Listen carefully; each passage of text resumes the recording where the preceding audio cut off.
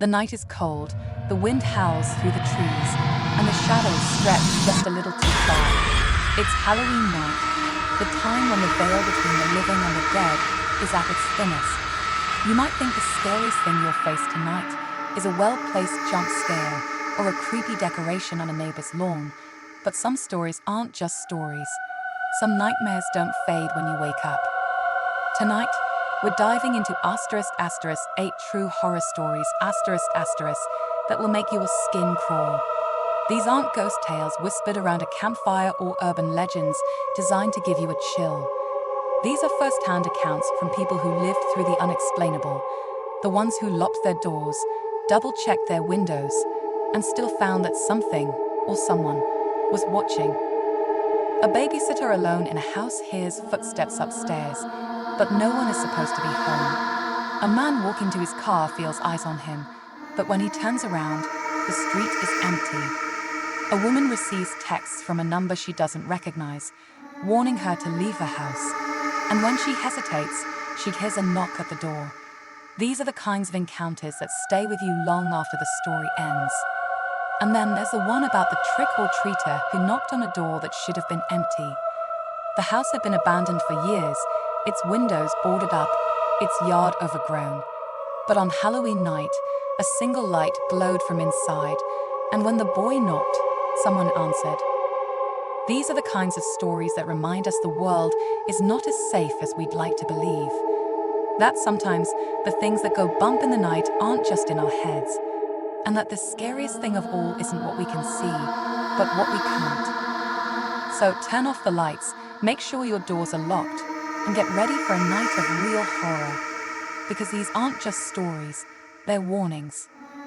This is *8 true Halloween horror stories to make your skin crawl **, featuring *MrCreepyPasta**. Let's begin. The boy stood on the crumbling porch, his plastic pumpkin bucket clutched tight in his hand. The house looked just as everyone in town had described it, dark, forgotten, wrong. But the porch light was on. It flickered slightly, as if it hadn't been used in years, but it was enough to make him believe someone might actually be inside.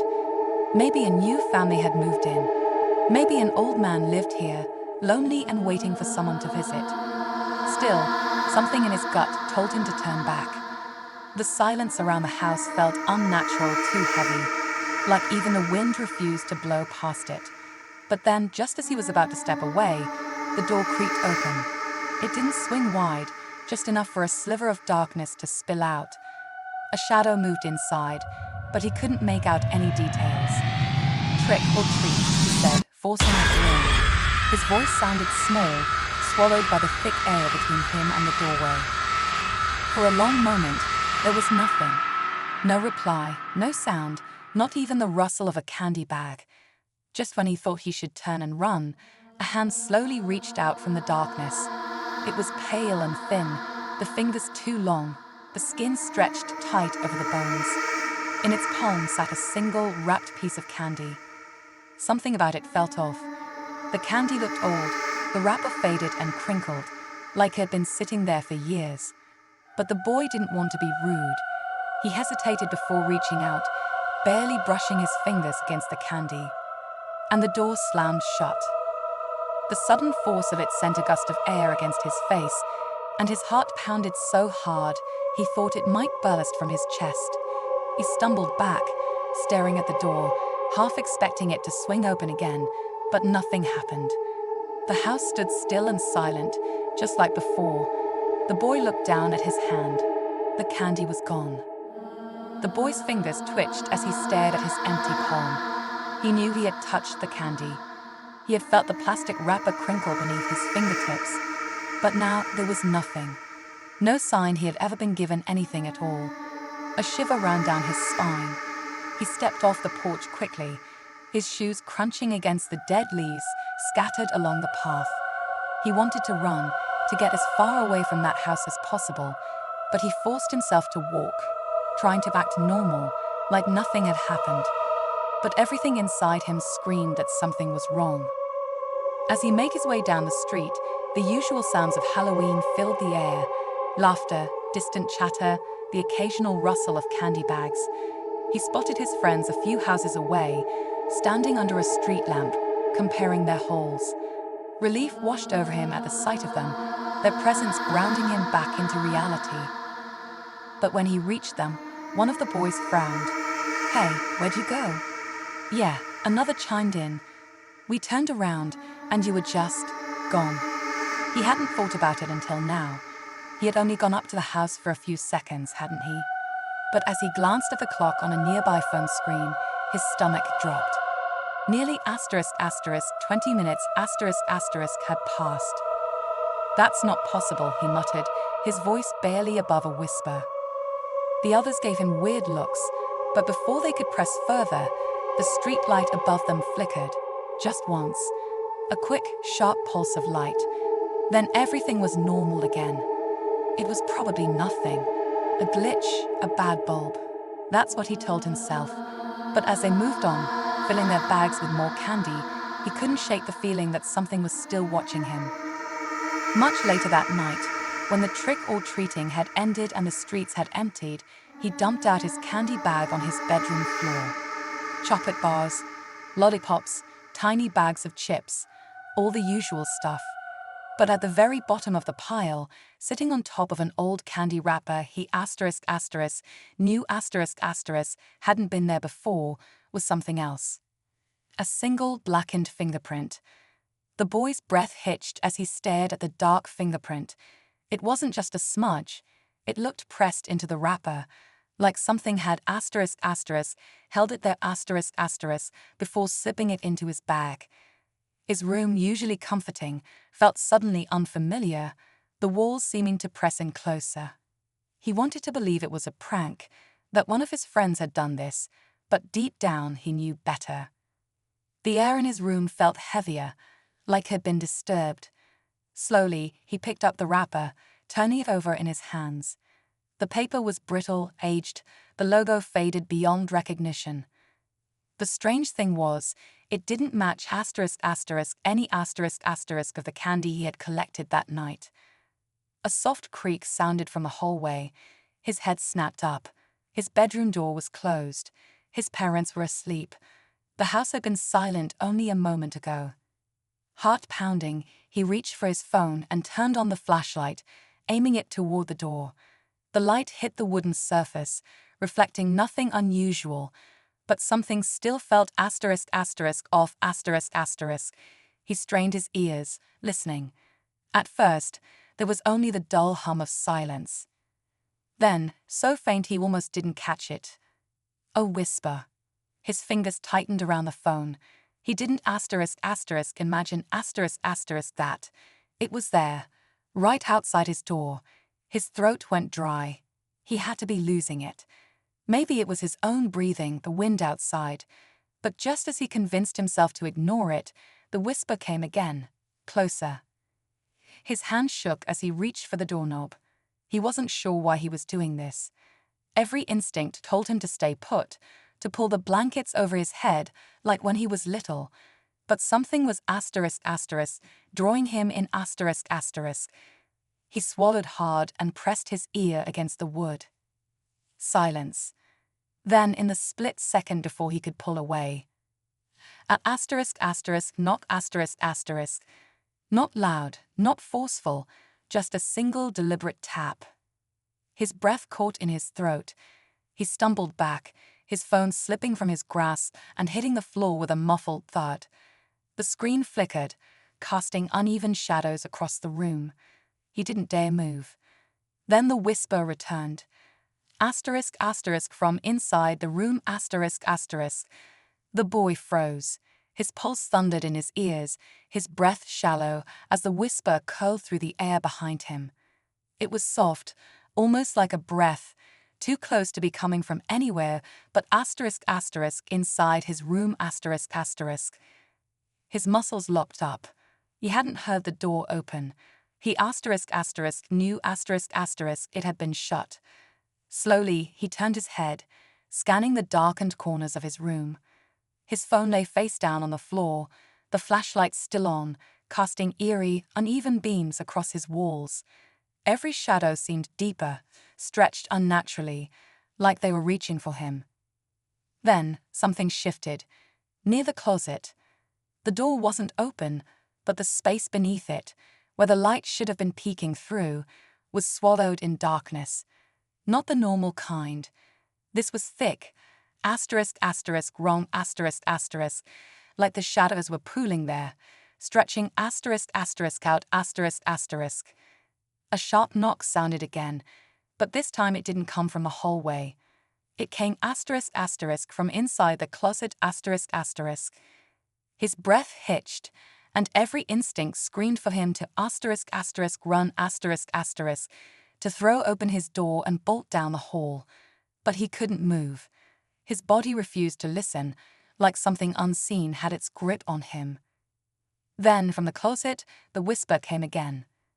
His own name, His chest tightened. His mind reeled. How did it know his name? Who? What was inside? His parents were asleep. His friends had gone home. He was alone, but he wasn't. The air in the room felt heavier, pressing down on him. He had to do something. Anything. His fingers twitched toward his phone, but before he could grab it, his bedroom door the one he had locked, slowly creaked open. A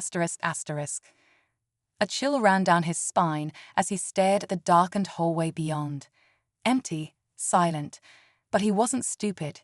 He knew better now. Empty didn't mean safe. Silent didn't mean alone. And then, just when he thought it couldn't get worse, the closet door creaked open too. And something inside breathed in . The boy's chest tightened as the sound of that slow, deliberate breath filled the room. It was deep, rattling, like something was trying him on for size measuring his fear. The closet door, now slightly open, revealed nothing but an inky void beyond the crack. Too dark, too empty, like it led somewhere that wasn't his closet anymore.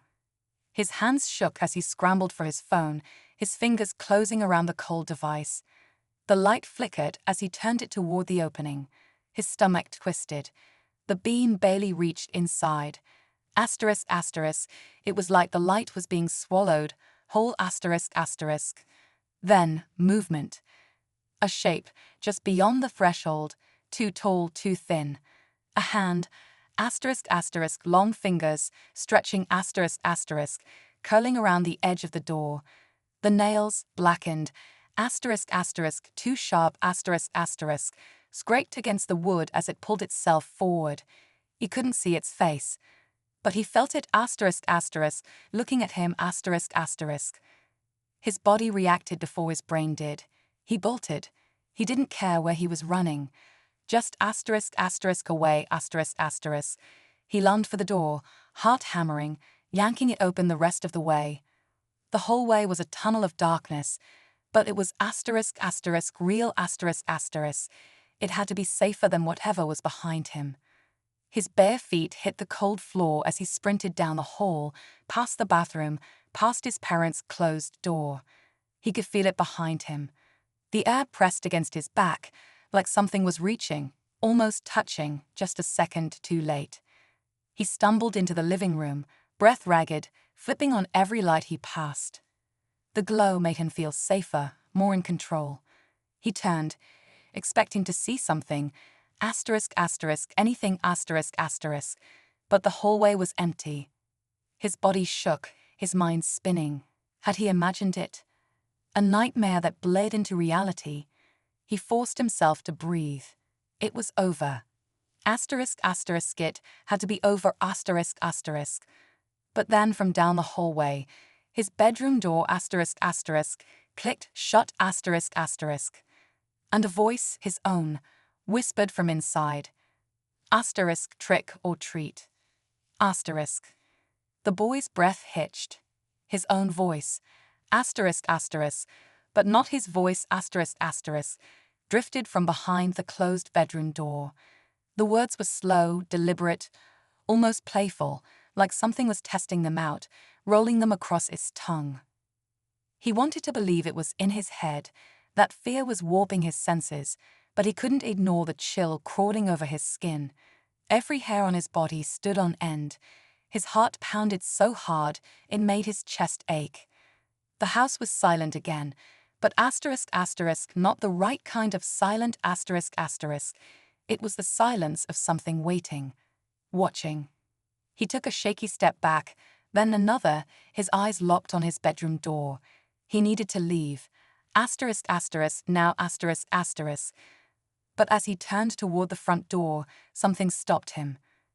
It was sitting on the floor near the couch, but he hadn't brought it here. He had dropped it in his room. He was sure of it. Slowly, he bent down and picked it up. The black fingerprint was still there, smudged against the faded plastic, but now there was something else. A second fingerprint, his own right beside it. A realization settled over him, heavier than the fear pressing on his chest. It had never been about the candy, or the house, or the whispering in the dark. It had been about him. Somehow, he had touched whatever that thing was, and now it had touched him back. A sharp creak echoed through the house. He snapped his head up. The bedroom door, his bedroom door, was open again, just a crack, but enough. His pulse roared in his ears. He wasn't going back in there. Without another thought, he bolted for the front door, yanking it open and stumbling onto the porch.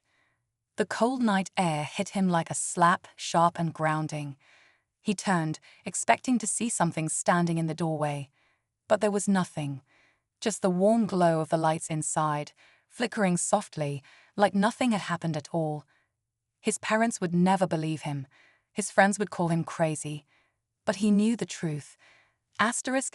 Something had come back with him, and it was still there, watching, waiting. That night, he slept on the couch with every light in the house on. But as his eyes grew heavy and exhaustion pulled him under, he couldn't shake one final thought.